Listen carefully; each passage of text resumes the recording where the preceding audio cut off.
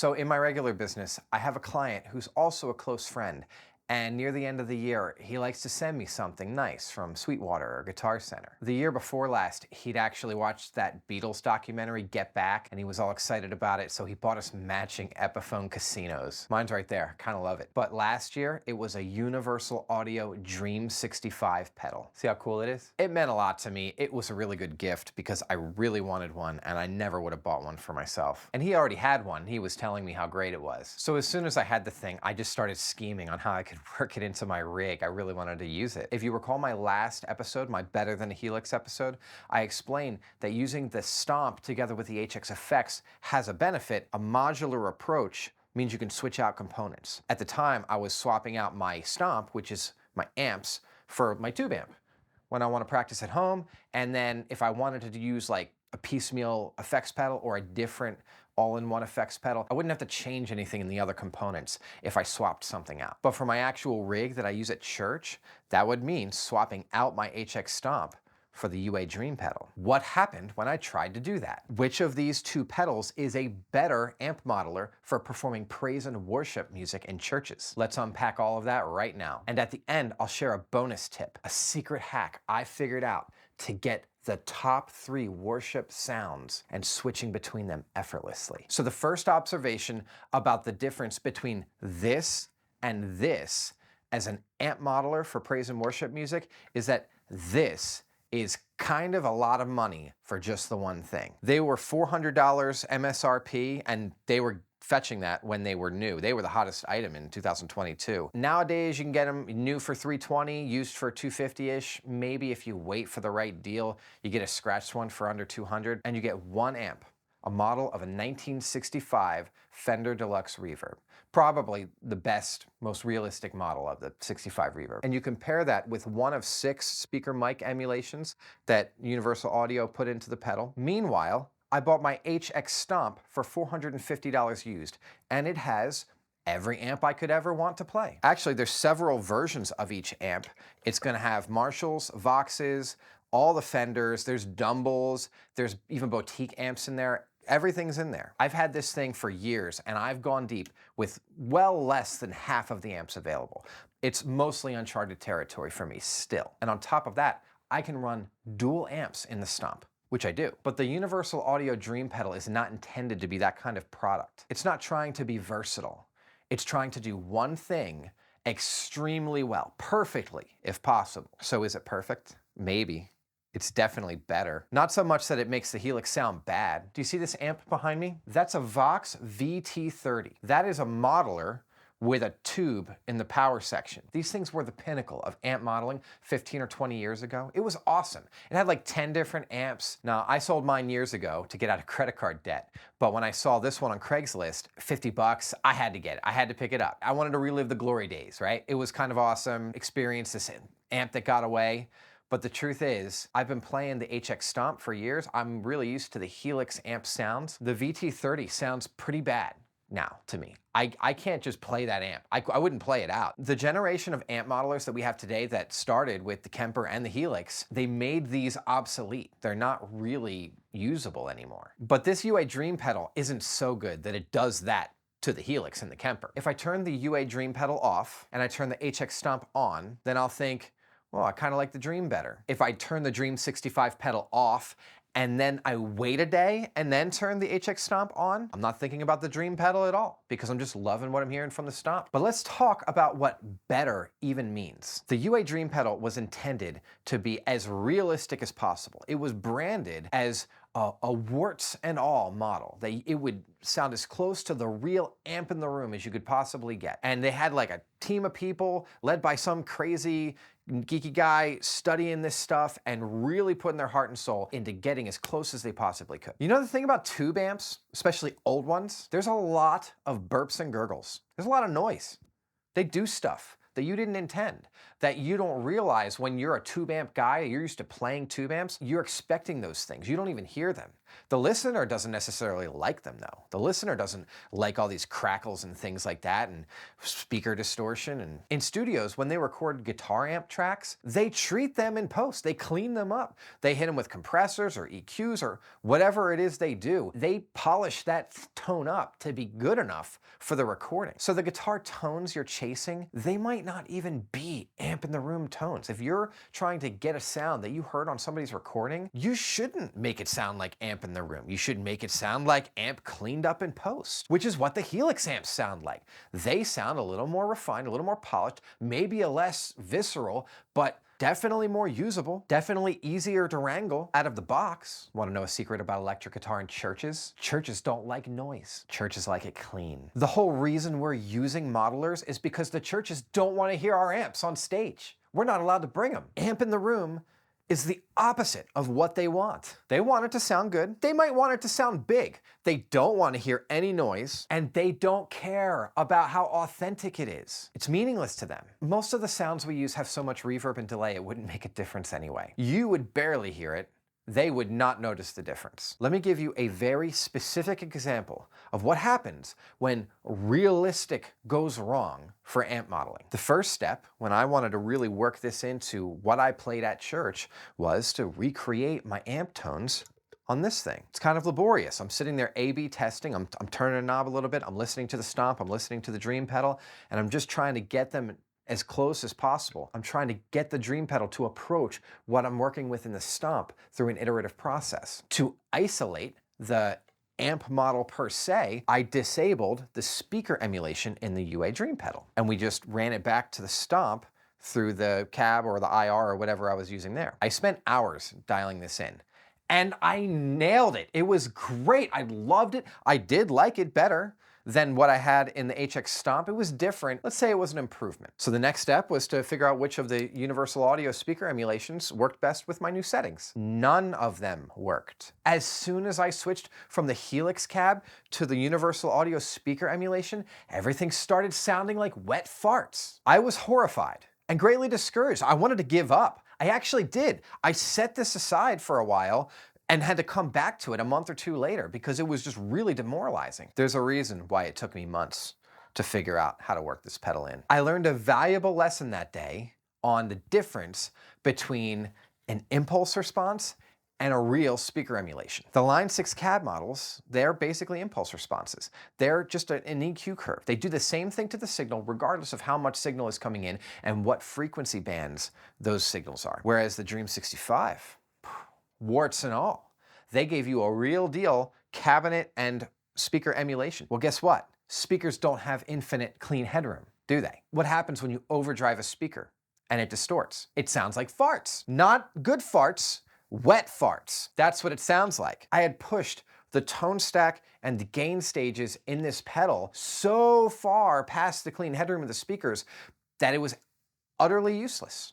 And my beautiful tone, unless I stuck with the Helix cabs, that was what I was gonna do at first. But before giving up, I did try to do the process again, matching that tone with the headroom limitation in place so that I did not exceed it. I don't wanna flub out the digital speakers. That's not a sound that I like. I actually was able to get my tone on this thing with the speaker emulation in place. I had to redo that iterative process, but it wasn't quite the same. I was not able to get all of that sparkle that I had found when I didn't have to worry about clean headroom of a digital speaker. There just was no way of getting this amp model to do what I wanted it to do without overdriving the speaker and distorting it. Sometimes in the amp modeling space, we're actually pushing the models of the amps way further than the actual amps could have gone. For instance, in the Helix products, there's a Princess amp model. It's based off of Fender Princeton. It's very well beloved by the modeling community, especially the worship guys, and I love it. And guess what?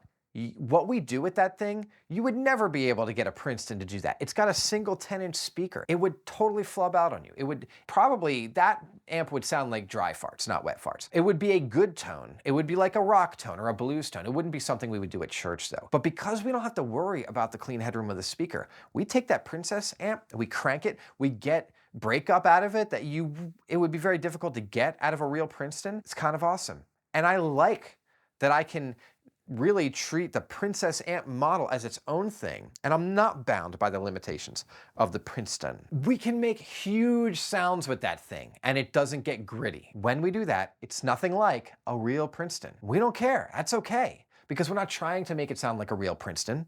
We're trying to make it sound the way we want it to sound. Is it a problem if it sounds better than a real Princeton for what we're doing? It reminds me of an interview with David Bowie about music in the 70s and how they had these synthesizers for the first time. And they were like the size of a room, like Stevie Wonder's synthesizer. He had to have an engineer with him just to do patch cables everywhere. And what David Bowie said was the engineers who created these things, they thought of all these sounds that they assumed would be useful to musicians. But the sounds that engineers think are useful to musicians aren't always the sounds that musicians find useful. So they would read the instructions on the right way to put the wires, and they would try to find all the wrong ways to put the wires to get sounds that the thing was never supposed to make. So it's just another generation of that, really. Is it better to be able to make your amp sound like Wet Farts? It's more real if you can. When I first started helping with audio for a church, there was a guy who was like the guy who knew everything, and he was the staff audio video person. Apparently the microphones we had were so crystal clear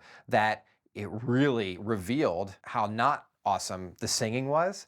And so he would meet singers and they would complain, I don't like the way my voice sounds in this mic. Can I just use an SM58? He's sitting there thinking, oh, well, you know, the problem is your voice doesn't sound good and this is revealing that. Who cares? Use the SM58 if it sounds better. If it's serving the people better to use the mic that's less clear, yeah, do that. It's fine. When all was said and done, 5 out of the 6 speaker emulations were not usable to me. I can't use them for any useful sound for church. Not because they were too bad, but because they were too good or too realistic, which is kind of rough. Now, the one thing that I really like most about using the Universal Audio Dream Pedal instead of the HX STOMP for my amp sims, the onboard reverb and tremolo. They're fantastic. The reverb is a digital model of the spring reverb that would have been in the 65 Deluxe. More and more, I'm finding that I like stacking reverbs a lot. This reverb will always just be at 9 o'clock, just to add a little bit and stack along with whatever reverbs I'm using in my song-specific patches. Normally for tremolo, if the song calls for it, I'm gonna be running that in the HX effects unit. But I did notice that my friend Dave from church, who also plays electric guitar, he does a lot more ad-lib, improvisation, filling out, especially lighter moments. There's not a lot going on, and he'll just do a little doodle here and there, and it doesn't really step on anything, and I noticed he's usually using a chorus when he does that. So I thought I might be able to replicate that effect with the tremolo here. So I run it using an on-off button. You can tell the other button to do something. I was thinking I could just have that be my tremolo on and off, and if I can basically get the tremolo to calm my signal down so where it's never stepping on anything, and then I could experiment with you know, improvisational fills and stuff like Dave does. But let's shift gears and talk a little bit about user interface. If you watched my other videos on this subject, you're gonna know that I think that this is a very, very strong point for the HX STOMP. Great user interface, easy to use from the buttons and the knobs, easy to use in the editor. Anybody can figure it out. Especially running in snapshot mode, it's so easy to just set up your sounds for each part of the song and boom, hit the button during service. You can see what it is. And I can even control my HX STOMP from my HX effects pedal using MIDI. So how does the Universal Audio Dream 65 user interface stack up? I'm not gonna lie, it's really nice to have regular knobs. The STOMP has knobs, but it's not the same because you really still have to have the display queued up to see what the parameter is set to. All-in-ones like the Helix family of products have this black box effect. You set everything up in the editor and really engineer your sounds and have tons of flexibility, but once you're on stage, your presets are your presets, and you're really hoping you didn't make a mistake programming them. You're kind of trusting what you did in prep, and I hope this button does what I think it does.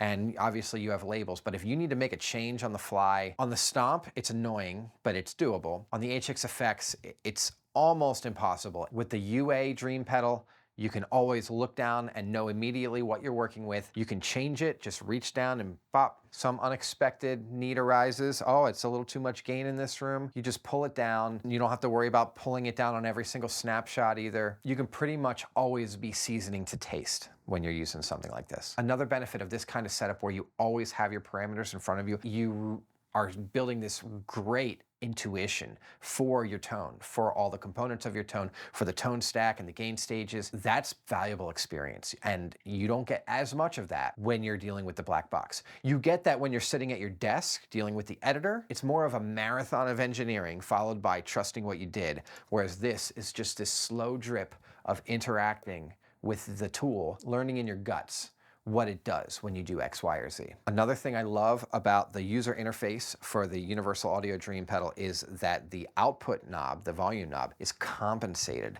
for adjustments in the gain, which is called volume. So if I need more gain and I turn this up, I don't have to turn the output down to compensate. It does that automatically. I don't know if it does that compensation for you with the boost pedal. One problem I've always had with the HX Stomp is that I'll have 5 different patches for 5 different songs, and if I hadn't taken the time to level out their output gain before showing up at church, the sound guy could have a serious nightmare. There could be a preset in there that's this booby trap where the output volume is so low, our sound guy thinks he lost me and he doesn't know why he doesn't have my signal anymore.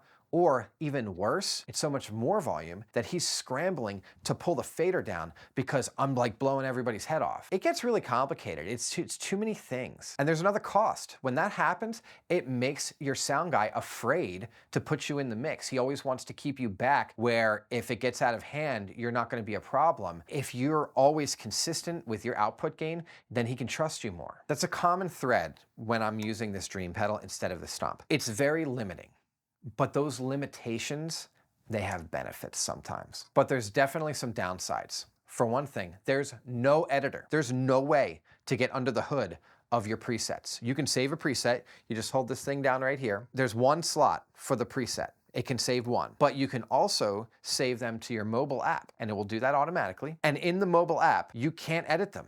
And you can't even see what they are. You cannot see what the parameters are in your preset. You better remember what you did based on what you named it, if you named it. I don't even think there's a way of backing up your presets from the app or sharing them. It doesn't even matter because the Bluetooth connection on this Dream pedal is so janky. I would be terrified if I was relying on having a connection to that app to change presets during service. That would be a nightmare. I would never know if it's gonna work or not. Far and away, the biggest noticeable problem for how I operate my pedals on stage is that there's no MIDI connection here. I can't control this with my HX effects pedal, which is where I like to control everything. Each of my amp patches in the Stomp has 3 snapshots. They're my 3 core worship tones, the most important core worship tones that you kind of need to get the sounds that people are used to hearing for the songs we do. The Dream doesn't have MIDI, and even if it did, it wouldn't help because it can only save one preset at a time. My first thought for getting my 3 sounds out of this thing, I would have to keep the mobile app handy. And during service, I would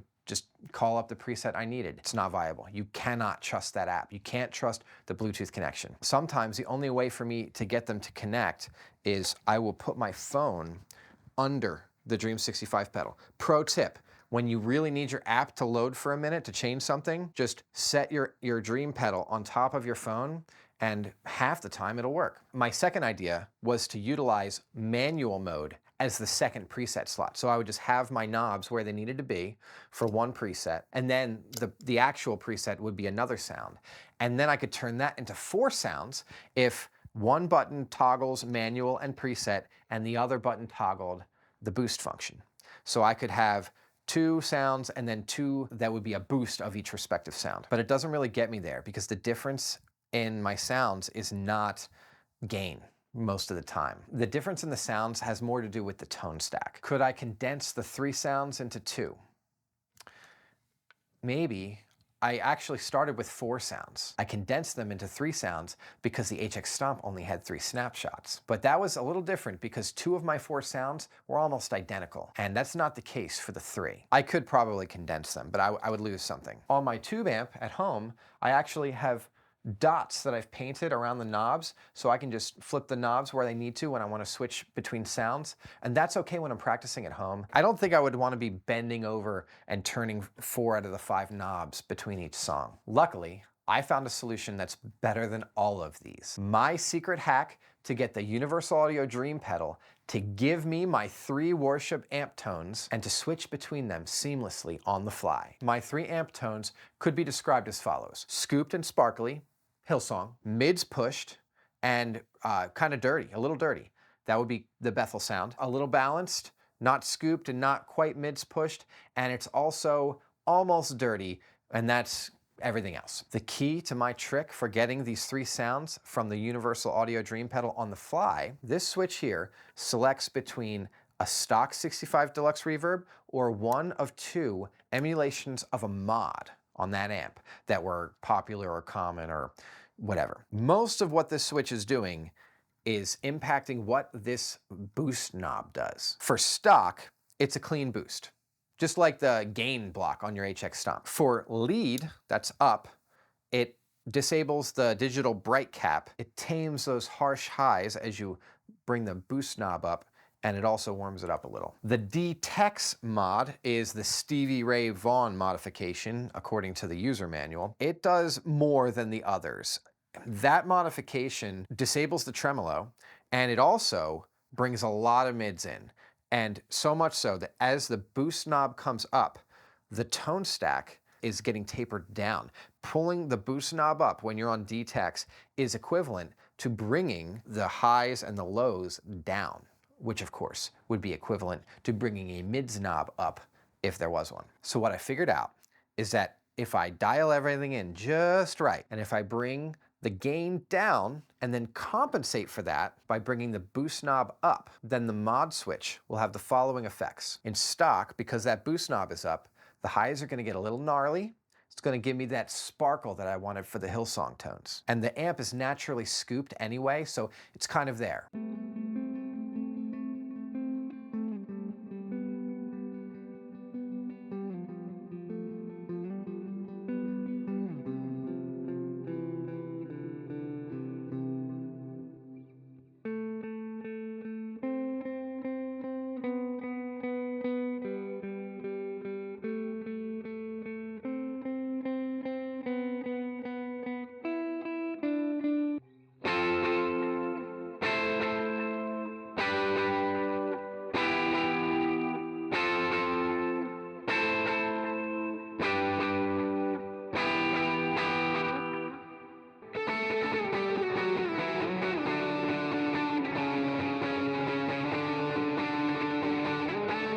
With the switch on lead, it's going to tame off those harsh highs, and it's also going to warm things up, so it's going to be a little more balanced, not so scooped, and that's going to be good for my catch-all tone.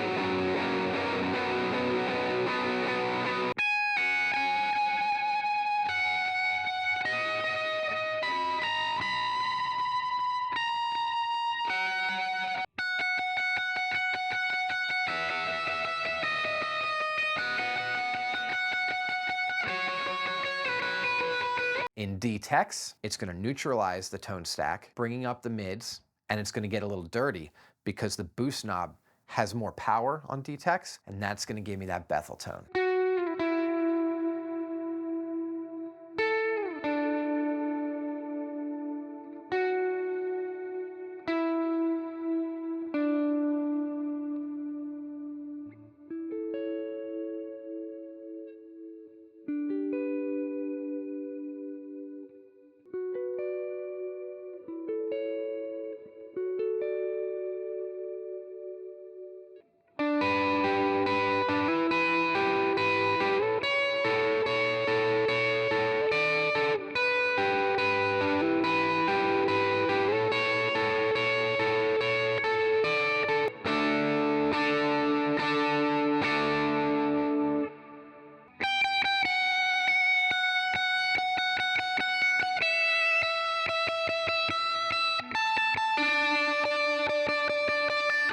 So these are the magic settings that I figured out to get these 3 tones with the flip of a switch. The volume, which is the gain, you're gonna be at about 930. I like the reverb on 9 o'clock no matter what, but it doesn't matter for the amp tone. Output can be wherever you need it to be. When I'm playing live, I crank it, but when I was matching it to my stomp, actually to get them the same volume, it was something like 2 o'clock, 1:30, 2 o'clock. The bass and the treble are both gonna be at 10:30, and the boost is gonna be at 10 o'clock. And there it is. That's the magic settings to get all 3 core worship amp tones out of a Universal Audio Dream pedal by just flipping this little switch here. I still don't like bending down to flip the switch. I actually forget a lot. So there it is right there. HX effects with a UA Dream 65 pedal in the effects loop. It's a little smaller overall.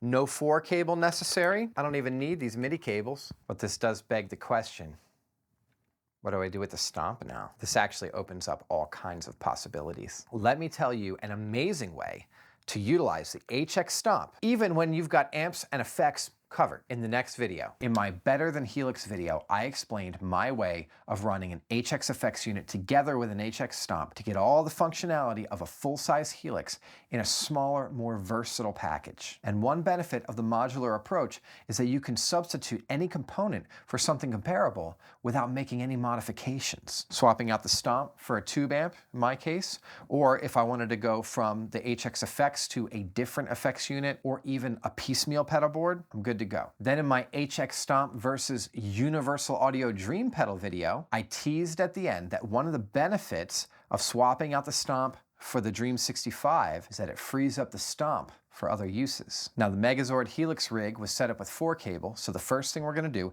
is disconnect the Stomp, and then we're gonna run the Universal Audio Dream pedal in the effects loop of the HX effects. I actually hated this at first. Everyone says they want the most realistic amp possible, but they say that when they haven't actually played and understood the vintage gear. That was me. Want to know what I figured out is the problem with realistic when it comes to guitar cabinets and speakers? They don't have infinite clean headroom. They distort. And unless you want a gritty sound, you won't like it. The cabinet blocks and impulse responses on the Stomp and units like it are flat EQ curves. They're not emulations of what a speaker does under different circumstances. All they do is what the speaker and the cabinet would have done, presumably in some sweet spot. And they do the same thing no matter how much signal you feed it. You can't overdrive them. They do have infinite clean headroom. And I didn't realize any of this until I tried to do what I do on a cab model that did not have infinite clean headroom. I went into more detail on this problem in the Versus video. In the end, I gave up on using the speaker emulations on the UA Dream pedal, even though theoretically they're better, they're more realistic, but I couldn't use them.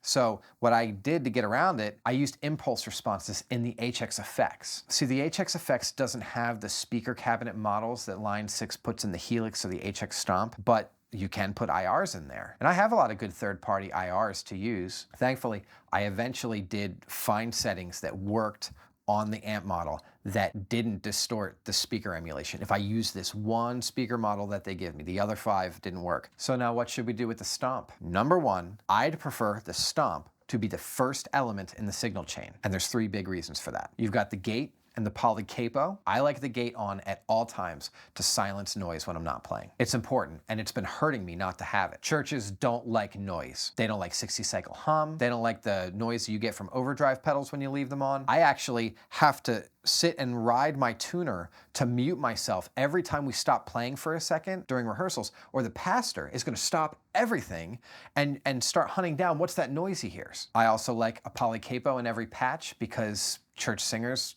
like to use oddball keys, and they like to let you know about those oddball keys, like at the rehearsal. So the poly capo is a Helix effect that can shift the pitch up or down. Both of these effects are something that I can run in the Stomp now that it's freed up from the amp models, and they really work better near the beginning of the signal chain where noise artifacts aren't amplified by drive pedals and amps and stuff. In addition to that, a commenter pointed out to me that the HX Stomp has a variable impedance input and the HX effects does not have that. So there's another reason to put the Stomp first. Now this is great and we could stop here, but there is something else that I really want back that we lost when we subbed out the Stomp for the Universal Audio pedal. I want the Stomp to also be at the end of the signal chain. That gives me back my master volume knob, my headphone jack, my output control block, and my ability to send and receive audio from my computer. All of those things are critical for my workflow when I'm practicing. If I don't have them, I can't play with the track, I can't control the volume I'm sending to my PA speaker at home, and I can't use headphones when I don't have my PA speaker. Putting the stomp at the end also allows me to apply a compressor or an EQ or some other effect to the whole sound if I need to because of some house considerations, or if we have weird instruments and I need to sit in the mix differently. And it also reintroduces the ability to use the Line 6 cabinet models, which are very versatile and very well beloved ever since the 3.5 update. I can put that after the amp and after the post effects. And the way that I get the stomp in the front and in the back of the signal chain is to just put everything else into the effects loop of the stomp. The stomp basically became a pre-post shell for the rest of the rig. So here's how I use all three of these units together. So leaving the guitar, the signal is going to hit the input of the HX Stomp, and it's going to have the variable impedance controller, then the gate, then the poly capo. Also, the auto swell block will be right there if it's engaged. Then it's going to leave the HX Stomp on the FX loop send, and it's going to come into the input of the HX effects unit. That's when it's going to hit drive pedals, maybe a corrective EQ, and probably modulations as well. From there, it will leave the HX effects on the FX loop send of that unit, go into the Universal Audio Dream pedal. That's going to be the amp, the cabin speaker emulation. I like the reverb at about 9 o'clock, and the tremolo will be there too if I happen to have that engaged. Now the signal's going to come back to the HX effects on the effects loop return. It's going to hit reverbs and delays and other effects that would be after the amp. And then the signal is going to leave the HX effects on the output and come into the effects loop return of the HX Stomp. It'll hit a compressor or an EQ block or maybe cabinet models if I'm using them, but most importantly, it's going to hit that output control block, and then it's also going to be able to get sent to my computer or receive something from the computer. It's also going to be sent to the headphone jack, all that stuff that I like to have. And of course, the HX Stomp output goes to the front house. Now there's some drawbacks. Obviously the Universal Audio Dream pedal is only giving me one amp, and with a Stomp I had a selection of many dozens of amps. Also, we've gone past any pretense of simplicity here. It's actually getting a little unruly doing this without having a board to mount it all to. It's definitely not cheap when you add a $400 pedal in there. Here's the big drawback. Latency is really stacking up now. Every time the signal goes from one of these units to the other, it's got to get converted from digital to analog and then back to digital. And those DAD conversions, when you have a lot of them, they really take up time. I had a commenter point out that he thinks there would be a noticeable latency issue with my Helix Megazord Rig, the HX effects and the Stomp together. I mean, on paper, there's some latency. I don't experience any latency. I don't notice any latency. I found out by accident, though, that it is there. What had happened is I was playing at church and I just lost my in-ear monitors. I had to play my guitar by the feel of the pick on the strings because I couldn't hear myself in the house or in any monitors. And it all seemed to go well. I didn't feel like there was a problem, but when I listened to the live stream replay on YouTube afterwards, I noticed that the guitar notes were happening, every single one of them, just a little behind the pocket. Everything, it was almost like the guitar track got out of sync with the rest of the mix. And that's when I realized, yeah, there was latency. I just didn't notice it because I was compensating for it without knowing it. I was hitting my notes a little early because I was playing to what I heard and my hands just naturally adjusted. But when I couldn't hear myself and I was playing to the feel of the pick on the strings, that adjustment wasn't happening. But with the Super Megazord Rig, there's actually 10 DA or AD conversions happening, and that is really pushing it. There's one other drawback to this rig, and that is that the Universal Audio pedal can only hold one preset at a time. You can change more presets with the app, but the Bluetooth on the pedal is so unreliable. I can't count on that. This was actually a humongous obstacle for me to actually use the Dream pedal in church. I have 3 core amp sounds and I really use them all in most services. And I really didn't want to have to bend over and turn knobs between every song. It took me months of scheming on this, but eventually I did figure out a secret hack to get this Universal Audio Dream pedal to give me my 3 worship tones and to be able to switch between them seamlessly. I go over it in detail in this video, and now I love to use the Dream pedal in church. Click there to watch that video if you haven't seen it. And on the Super Megazord Rig, honestly, I find that when I use the Dream pedal at church, I leave the Stomp at home. I get lazy and I just don't bother running all 3 pedals. I've lived without the gate for a long time now and I can manage. And I don't need the poly capo for on-the-fly transposing as much as I thought I would, especially since I worked out a framework for the fretboard that's really working well for me. I started a series on that framework, including all the exercises that I use to teach my fingers where the sounds are. Click here for those. I've had the Universal Audio Dream 65 pedal for almost a year now, and I have put a ton of time and effort into figuring it out, getting used to it, getting acquainted with it, and working it into my music on stage and at home. Now, I use modelers a lot, and I love tube amps. This thing, it just has a very special place in between these two extremes. This is actually not a good modeler. And what I mean is that it's kind of a problematic tool for modeling guys. But I think it's the perfect modeler for tube amp guys who hate modelers. Let's unpack both of those statements and why I think they're true. First, let's talk about why the Universal Audio Dream pedal is perfect for tube amp guys. Number one, the sound. If you want it to sound like the real thing, you'll like it. It's actually purported to be the most realistic model of a 1965 Fender Deluxe Reverb. And that might be true. They intentionally designed this thing to be a warts and all replication of what that amp would sound like and feel like. So in addition to the tone, you'll get some of the burps and gurgles that you would experience on a real tube amp. And it's not just the amp either. The reverb and the tremolo, they sound fantastic. I love them. It's actually the only digital recreation of a spring reverb that I even like at all. And these have real speaker emulations, just like on the Universal Audio aux box. Almost none of the current modelers have an actual model of a speaker. They usually have some version of an impulse response. And it's linear, so it's just gonna put an EQ on the signal regardless of what that signal is. But they're not gonna really do a lot of the things that a speaker in a cabinet would do under certain circumstances. But one thing about realistic speaker emulations, they cut both ways. And we'll talk about how that can be a bad thing in a minute. The second reason why tube amp guys will love the Universal Audio Dream 65 pedal. If you like turning knobs, you're going to enjoy this. The knobs even feel good, if that makes sense. The build quality on these pedals is amazing. One benefit of having a great set of knobs is you can just look down and get a snapshot in your mind of exactly what you're working with regarding your tone stack and your gain staging. I actually think using this kind of interface is better for developing an intuition for amp sounds. Modern modelers almost always have so many features, it's impossible to dedicate knobs to anything in particular. It's all fine when you're geeking out at your desk and engineering your tones and your presets. Once you get on the stage and once you start playing, you kind of have a black box in front of you and you're just hoping that you programmed it right. Also, the complicated modelers are very useful and versatile. That can limit you. You can just get lost in the options. Which brings me to the third reason why the Universal Audio Dream pedal is the perfect modeler for tube amp guys, which is the simplicity. You just plug it in and go. Yeah, it only does the one thing, but because it only does the one thing, there's nothing to think about except the music. And you can plug it into anything. You can plug it into a powered PA speaker,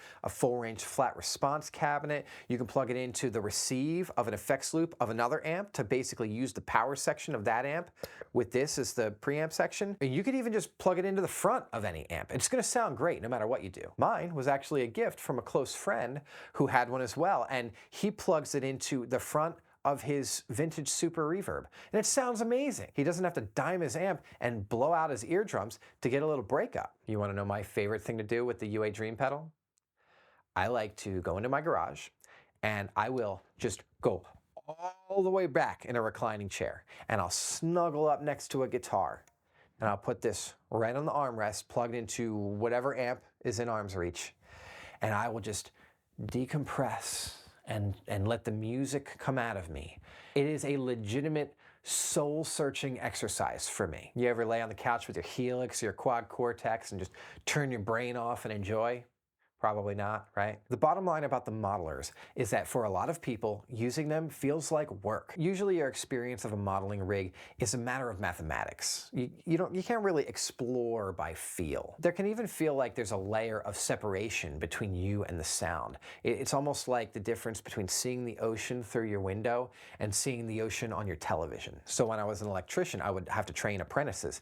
And I had this one guy I was training. We were doing a high-end kitchen and we were installing installing these really, really expensive pendant lights with these very delicate looking glass globes.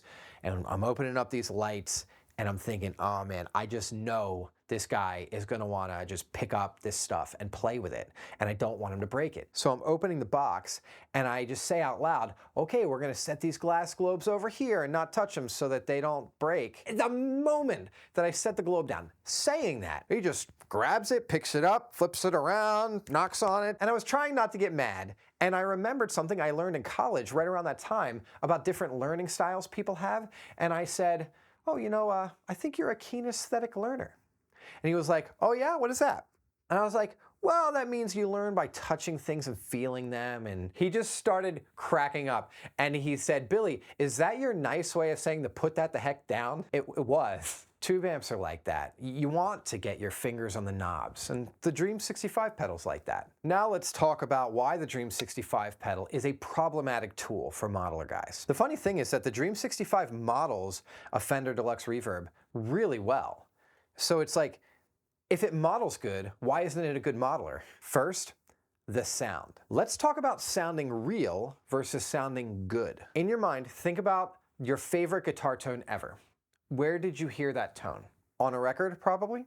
Has it ever occurred to you that amp in the room actually sounds pretty rough? That's why tube amp guys hate modelers, because they're accustomed to hearing all this roughness and all these weird sounds, and when they don't hear it, it doesn't feel real to them, because the modelers are a little less rough. There is a reason record producers treat guitar amp tracks with all kinds of mastering effects in post. It's actually better to smooth out all that roughness and get a sound that sounds nicer. These days, the quality modelers actually sound better than the amps do in the room because they're not as rough. That is, they sound better to everyone except the guitar player. I found that out when I tried to push the Dream 65 pedal as hard as I push the models that are in the HX STOMP. It starts to sound like wet farts. Do you want to know why?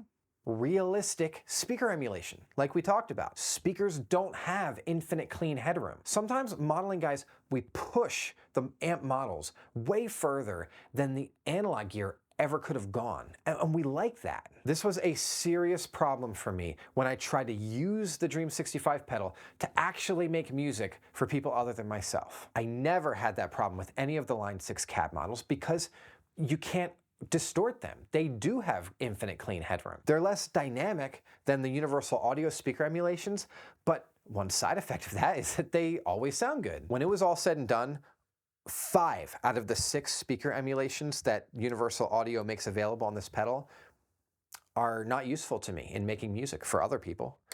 Only 1 of them was even usable. No, I still use the other 5 when I'm sprawled out on the couch exploring my soul. I guess it depends on what you want this to be for. I think a lot of modeler guys will look at something like this and say, you know, it's fantastic to be so realistic, but at the end of the day, I need something that's useful. I need to be able to get more good sounds that are actually useful for making music for other people without a bunch of burps and gurgles and fizzy sounds and crackles that the tube amp would have made just for the sake of authenticity. The other reason that modeling guys might not like the UA Dream pedal is because it lacks all the basic features that we're accustomed to having on these modeling devices. There's no way to send your audio to a computer. There's no editor. You can't get under the hood to look at what's going on. Even on the mobile app, there's no way to see the parameters that you saved when you save a preset. You just have to remember what you did based on the title of the preset, if you even gave it a title. And the Bluetooth connection is so janky that the app wouldn't even help you if it was any good. You can't even plug headphones into this thing. Do you know how frustrating it is for modeling guys to not have these features? These are thought of as fundamental elements of modeling equipment at this point. The fact is that even though this product does produce a great digital model of an amp, this is just not an equivalent tool to what we normally call a modeler. If you wanted to use this as your modeler, you would only be able to make it work if you paired it with a modeler. It's kind of expensive to be so limited. Paying $400 MSRP just to have to buy another $400 something to be able to use it, it's tough to swallow. That being said, if you are a modeler guy, you should get one of these things. It would be good for you to turn your modeler off and connect with your guitar with a piece of equipment that's a little more visceral, especially if you don't have a tube amp or if you can't use your tube amp very much. I want you to feel the inner peace that comes from turning the knobs. And if you're a tube amp guy, well, then you should definitely get one of these things. You will feel right at home. It'll give you a way to play without having stage volume. It'll give you another color of paint to play with when you're experimenting with your amps. And it fits on the arm of your chair so much better than your amp head, seriously. I've made a playlist of videos about the Universal Audio Dream 65 pedal, and almost every one of them has an angry comment about why I didn't include sound samples. So we're gonna sit down right now and explore all the sounds that this can make. By the way, welcome to the most sacred place that I play my guitar. This is my garage. This is my chair. It's really a couch, but I call it a chair because it reclines. I'm not reclining now out of respect for you, but usually I would not have the headphones. I wouldn't have any of these wires and stuff. It would just be me and my guitar, probably this amp or a modeler connected to the receive of this amp, because this is a solid state power amp with a tube preamp section. So it's perfect if I want a linear power amp for a modeler, or if I just want to listen to a tube. It's all good. I found this amp in my father-in-law's basement. Check your father-in-law's basement, see if there's a guitar amp down there, or a guitar. I found this guitar in my father-in-law's basement as well. I'm going to put my headphones on so that we're sure that I'm hearing exactly what you're hearing, so that when you have angry comments about my methodology, there's one less thing. By the way, I really love the comments, especially the angry ones. I get a better dopamine hit from like a hate comment than a regular comment, but I really love it all. I really appreciate anybody who cares enough to say something. If you see me messing up or doing something you think is wrong or immoral, if I'm what's wrong with the world, tell me about it for sure. Tell me on all my videos. I don't think it's fair for the public not to know how bad I am for making these free videos for you in the way that I do. But anyway, let's get over to our Dream 65 pedal. I'm gonna go through the different controls first. We have the volume knob. That's gonna be your drive. That's gonna be how much gain you have. Reverb, okay, it's a emulated spring reverb. This is the output. The output is not something that would be on the amp. So that's just volume, like level out. I'm gonna dime that out and leave it there because it's not really affecting the tone. We have bass and treble, right? So it's not a 3-band EQ on a deluxe reverb. It's a 2-band EQ. And then we have this boost knob. I guess the boost wouldn't be something that's a part of a stock 65 deluxe reverb, but the Universal Audio people gave this to us. The boost acts very differently depending on which one of these 3 mods there are. So you have the regular stock, and that means that the boost is just a flat boost, nothing to it. It's just more level going in. If you hit lead, it removes the bright cap so that, it's gonna tame the harsh highs, but it might do something else. It's supposed to be some like legendary mod of a 65 deluxe reverb. And then D-Tex would be the Stevie Ray Vaughan mod. I don't know what that means, but I do know that they say, and I have found it to be the case, that when it's on D-Tex, the more you have the boost on, the less effective the tone stack is. So bass and treble will come down as boost goes up on D-Tex, which is the equivalent of if you had a mids knob, it's going up. And let's just talk about a 2-band EQ, by the way. The way that a bass and treble knob work, it's like, well, what can I do about mids? The way you increase mids on a 2-band EQ is you bring down bass and treble, and then you bring up your gain to compensate.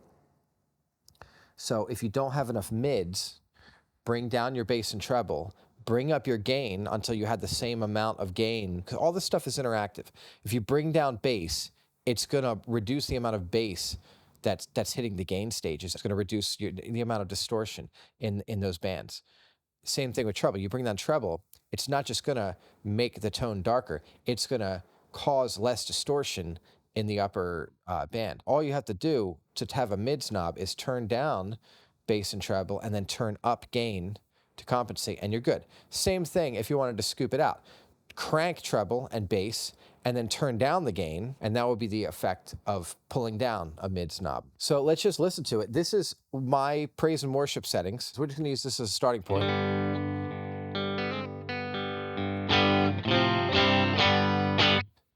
That would be like a scooped sound. And then I just switch it up to the lead mod for it's a subtle difference, but it's just a little less scooped. And that would be my catch-all tone, anything you want to do. And then for a mids pushed sound, I would go down to the D-Tex. I guess D-Tex also has a little more gain. The boost knob, which I always have at about, I don't know, 1030 or so. The boost knob is seemingly going to do a little more on the D-Tex. And I want to do that for that sound anyway. So let's just turn some knobs here. First, let's just look at this reverb. Let's just put it on 9 o'clock. Just a touch. Let's just crank it to halfway.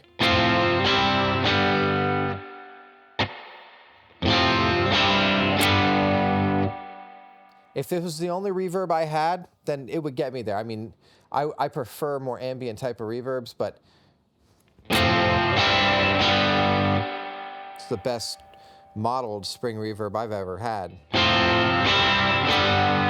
Like I said, it wouldn't be my first choice. It's not how I would set up my reverb, but if it's all I had, yeah, I could go with that. So let's just take that out for now. I forgot to talk about the tremolo. If you bring this knob up to Alt, these two knobs control the tremolo. So then now this is gonna be speed. Let's just go pretty slow. And intensity, you're gonna go about there. A little more intense.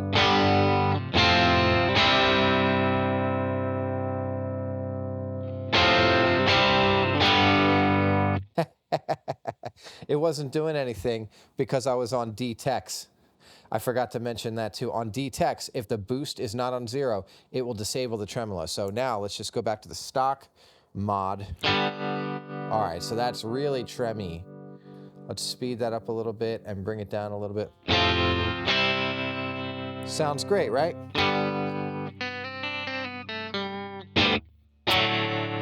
I'm gonna bring both of those down because I don't want to do that anymore. Go back to the regular controls. Now I'm going to put my treble back on around 11, my bass back on around 1030, and that's where we were. Now, we were on the first red light, so there's 6 of these speaker emulations.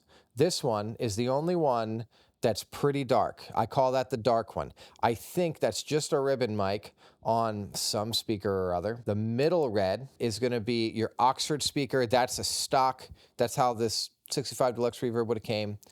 This one is like a 2-rock cab with a 57 and a ribbon mic, you know, the normal setup. That's the good one. And then this one, the top green one, is also 57 and a ribbon mic on some cab, I don't know. That's the better one. That's the even gooder one. Then the middle green one is the super reverb cabinet one. And then this one I'm calling the fizzy one. And I forget what it is. EVH speakers, I don't know. I'm not a big speaker guy, but yeah, that one gets really fizzy really quick. And then that would be no speaker emulation. If you were running through a cabinet, you might want to do that. So let's just listen to each one. This is going to be the dark one.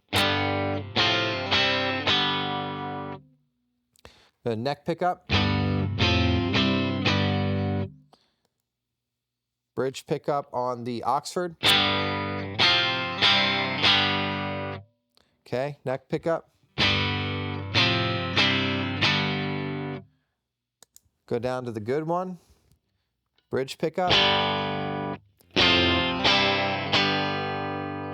Neck pickup. All right, the gooder one. This is the one that I use exclusively. This is what I use.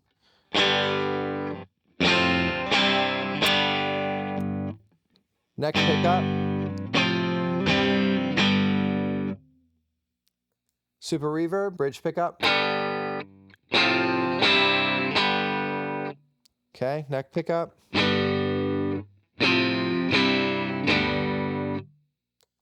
This is the fizzy one. Bridge pickup.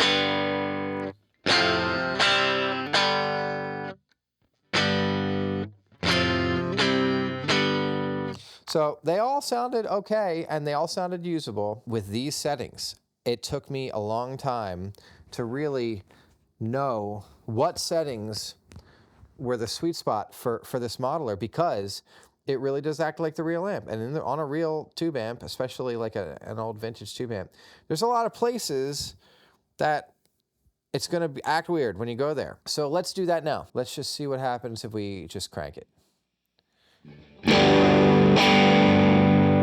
Okay. Now that sound is sounds pretty good if you like that, but we're getting into what I call farts territory. That sounds, those are not dry farts. They're a little wet. Not the wettest. They stink though. And sometimes you want that. You want to like when you see the guitar player on an old blues band making that smell, that's because he smells so. You know what I mean? Like a little bit of a wet one, right? Let's go to the fizzy one. That one's not as bad for that tone. I wonder what happens if I crank treble. Oh yeah, that's a real wet one. Not doesn't stink as much though. That's a wet one, but you know.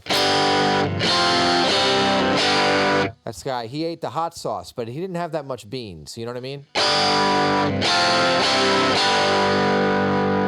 Let's crank it all. You know what I mean? And what would you do with an amp, right? I don't know. When I get an amp I'm not familiar with, I'm starting with the EQ on 10, and then I'm going to look for a sweet spot on the drive. So let's go to the Oxford speaker so we're on stock settings. All right, so I'm like, sounds like farts. Let me dial this back. All right, that doesn't sound like farts now, but it is a little bit brittle, right? A little bit. What do they call it? Ice picky, some guys say. So let's just dial that drive back a little more. Oh, we still have the boost on. Let's just take the boost all the way off and see where that puts us. All right, now we're in some territory. Let me just pull it to the middle pickup, right? Because strap bridge pickups can be bright anyway. Roll off that tone knob just a little bit.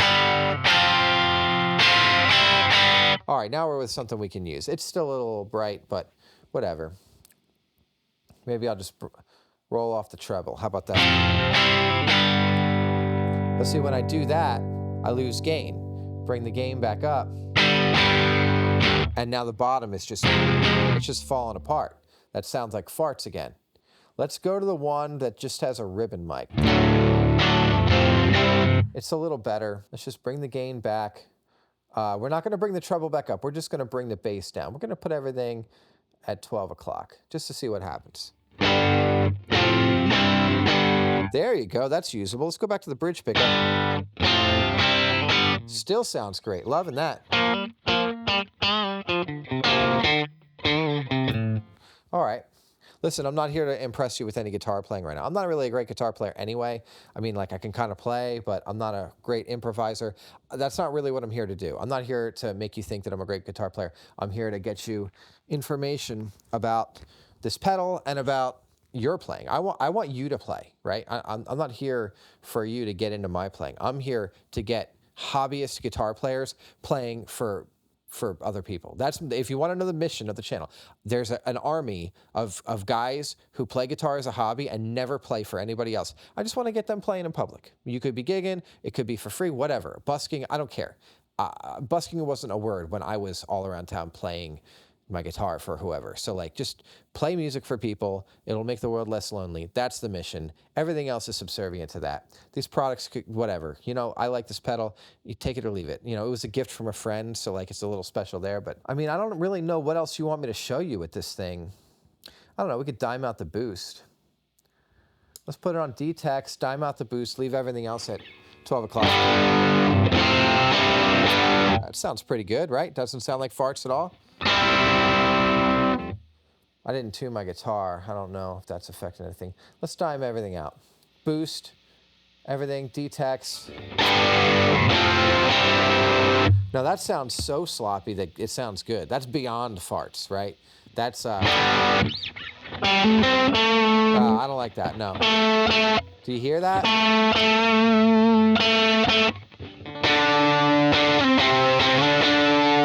It's just really sloppy. Let's go to the fizzy speaker emulation. Ah. That just sounds like an overdone mocha frappuccino, you know? Like you left you reheated your coffee in the microwave and you left it in there too long, and now it's just kind of boiling and it doesn't even taste the same.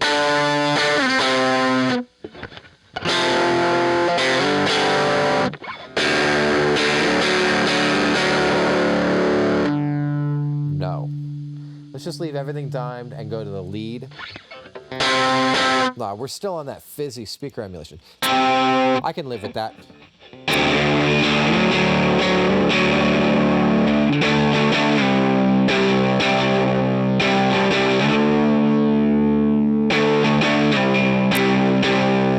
It's just still sloppy though. I want it to tighten up a little bit. Let's just bring the bass and treble down a touch. We're gonna bring them down to 9 o'clock.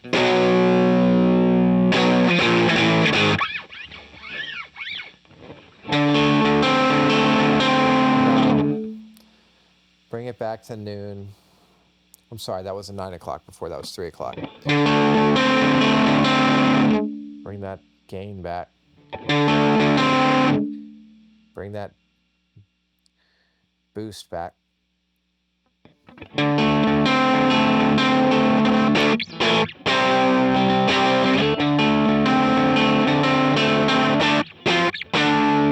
See, there you go.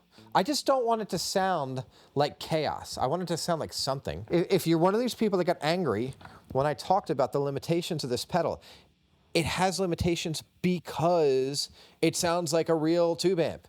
And a real, you know, whatever watt tube amp wasn't like a 100-watt super lead. It's a deluxe reverb.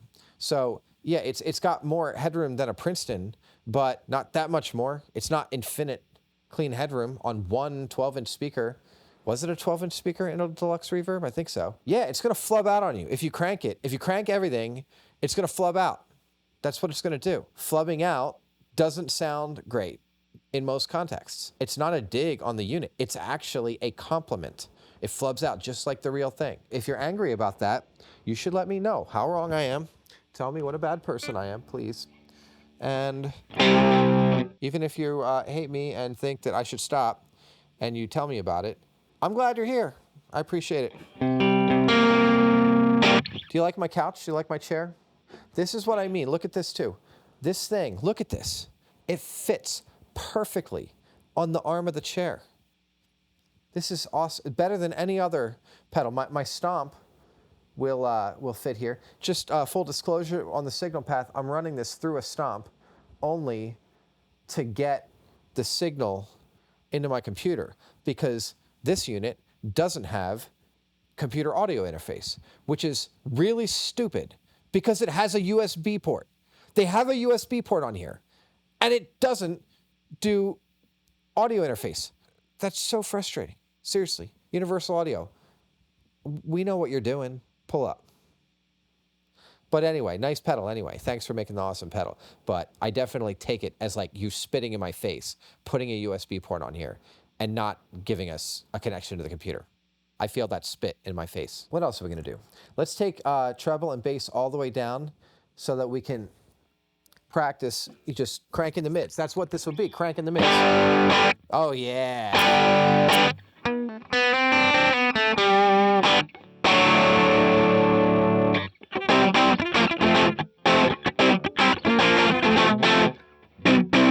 Oh, see, but go to the neck pickup.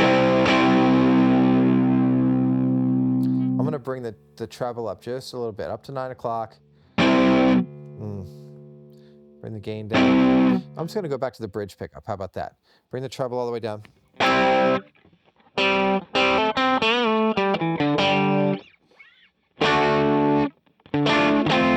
I saw Phil McKnight talking about on his podcast how he was like embarrassed that he would sit there for hours and hours trying to play something that sounded good for his guitar demos. Yeah, I mean, I don't play anywhere near as good as Phil McKnight, and I'm not embarrassed. I'm just not. I don't care. I'm not a great musician. I'm like an average musician, and I'm not here to inspire greatness. I'm here to inspire regular people to play the guitars that they own and not take themselves too seriously, because music is good. Let's just relax, you know?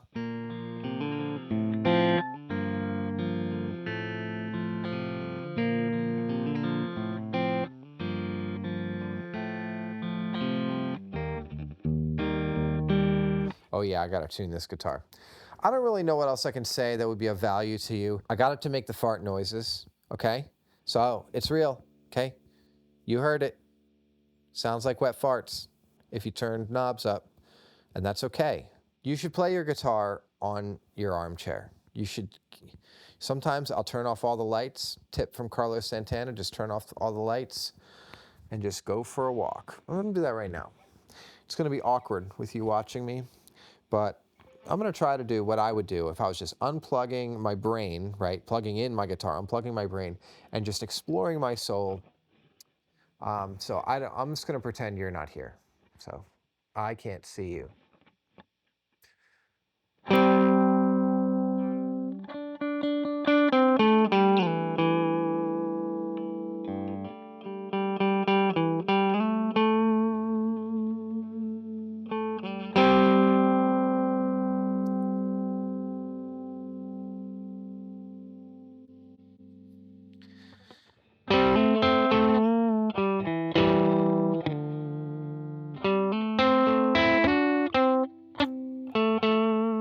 Still playing too fast.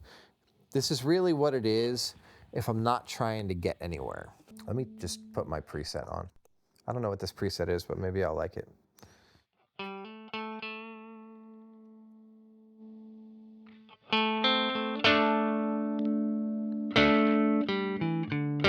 Now that's it. These knobs have nothing to do with the sound because I'm preset mode. It's just gonna go to whatever I had in there. And there's no way to know what I had in there because the editor in the mobile app doesn't even tell you, which is stupid.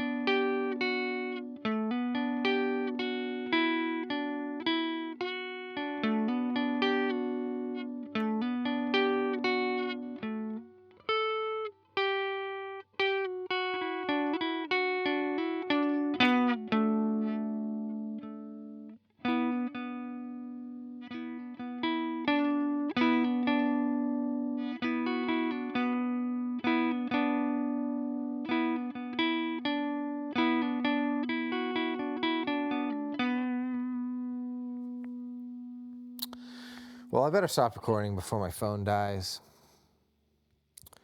Thanks for hanging out with me. I hope that you guys have a place like this where you can escape and think about nothing but playing the guitar. And I hope that I haven't soiled my place by using it to record a video.